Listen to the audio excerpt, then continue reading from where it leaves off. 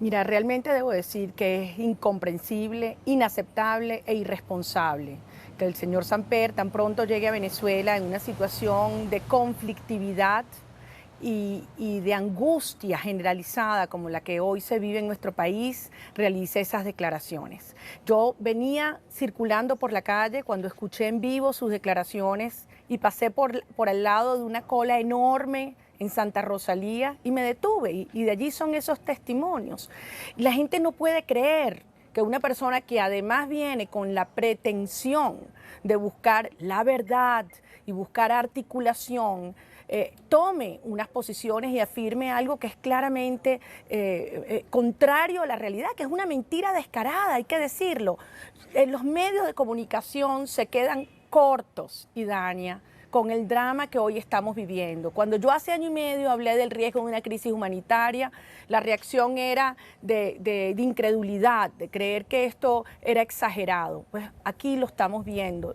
Hoy los titulares en la prensa nacional son de cómo se nos mueren los bebés en las clínicas. Absolutamente, de modo que uno se pregunta qué persiguen, porque es claro que el señor Maduro con sus decisiones, la más reciente, la orden del Tribunal Supremo de Justicia para negar la ley de amnistía, lo que acelera es la tensión política y la ingobernabilidad en Venezuela. Y desde luego el señor Samper se ha presentado como una persona que no goza de hoy en día de credibilidad y respeto de todas las partes a los efectos de poder avanzar en lo que es indispensable, que es un proceso de transición, de encuentro, de articulación entre todos los sectores de la sociedad venezolana para impedir una tragedia y una anarquía aún mayor. Bueno, en primer lugar, es una opción constitucional, como también lo es la enmienda para recortar el periodo, la Asamblea Nacional Constituyente y desde luego la renuncia de Maduro. Todos son mecanismos constitucionales válidos. Ahora, el punto central es lo que usted plantea, es decir, todos pasan por procesos, obstáculos y de orden institucional en órganos del poder público que están controlados totalmente por el Poder Ejecutivo, es decir, o el Tribunal Supremo de Justicia o el Consejo Nacional Electoral. Por lo tanto, al final todos dependerán de que exista la suficiente presión ciudadana para que se obligue que estas instituciones, estos organismos entiendan que por su propio bien tienen que facilitar un avance de una salida institucional, que es lo que hoy Maduro y el Tribunal Supremo de Justicia pretenden bloquear con un altísimo riesgo para el país. El riesgo con el revocatorio, como bien decías, es que tiene una serie de lapsos y de plazos que de llegar al año, a enero del 2017, de tener lugar un revocatorio, quien quedaría al frente de la presidencia sería el vicepresidente de ese entonces, que puede ser Aristóbulo Istúriz o Diosdado Cabello o Cilia Flores. Desde luego, ese no es el objetivo que aspiramos los venezolanos para solucionar nuestro drama. No es solo salir de Maduro, es un cambio de régimen que nos lleve progresivamente a la reconstrucción del país. De allí que nuestra tesis sigue siendo la necesidad de ejercer toda la presión nacional e internacional para que Maduro entienda que por su bien y por el bien de todos los venezolanos debe ponerse a un lado, y esa es la renuncia de quien está hoy en día en Miraflores.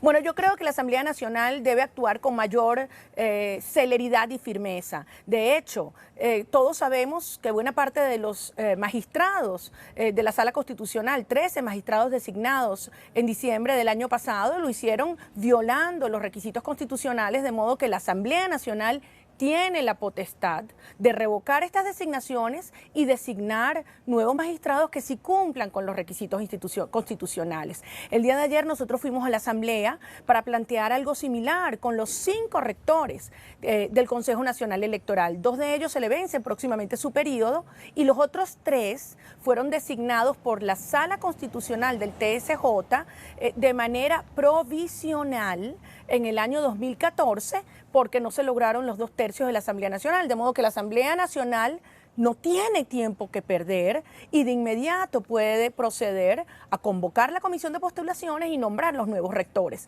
En síntesis, yo creo que la Asamblea tiene que moverse con mayor celeridad y entender que es el órgano que tiene la legitimidad y el respaldo de los ciudadanos en esta hora. Esto es muy peligroso, Idania. Todos sabemos que Venezuela no es solamente ya una debacle humanitaria, sino incluso una crisis de seguridad. No hay que describirlo porque, como tú bien decías, las imágenes hablan por sí solas. Una Venezuela con saqueos, linchamientos, arrollamientos. Eso no somos los venezolanos. Y este drama ha ido sacando toda esta furia producto de la desesperación, de la impotencia de una sociedad que se siente totalmente abandonada y desprovista de órganos a los cuales acudir para que exista justicia, para garantizar siquiera la vida.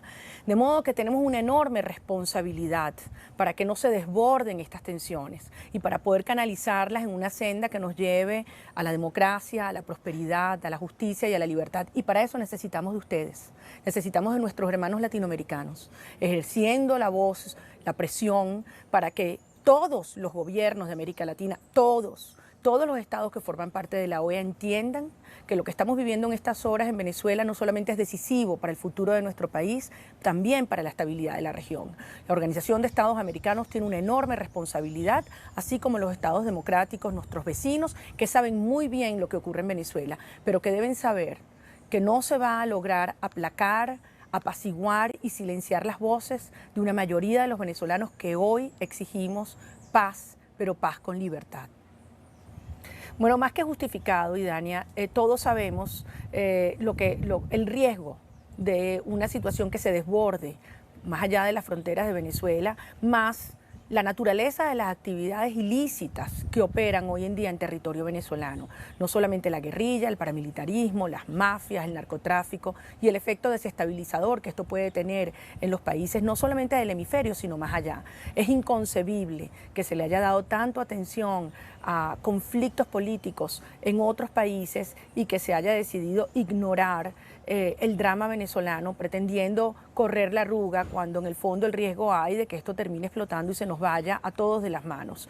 Desde luego eso es lo que todos debemos impedir, pero cuando se cierran todas las vías institucionales y cuando una población que se está muriendo de hambre se le da la espalda y se le niega la posibilidad de garantizar su propia vida, pues empezamos a ver actos inhumanos, inmorales, como los que hoy se están convirtiendo en un patrón en nuestro país. Son señales de alerta y desde luego nosotros tenemos la primera responsabilidad, son nuestros muertos que nos duelen en el alma, pero es una responsabilidad también de todos los estados de América Latina y todos los que suscribieron la Carta Democrática. En ese sentido, el secretario general de la Organización de Estados Americanos ha actuado con enorme responsabilidad, firmeza y valentía al alertar sobre el riesgo que Venezuela representa en el corto plazo para los venezolanos y para la región. Hay que actuar y hay que actuar ya.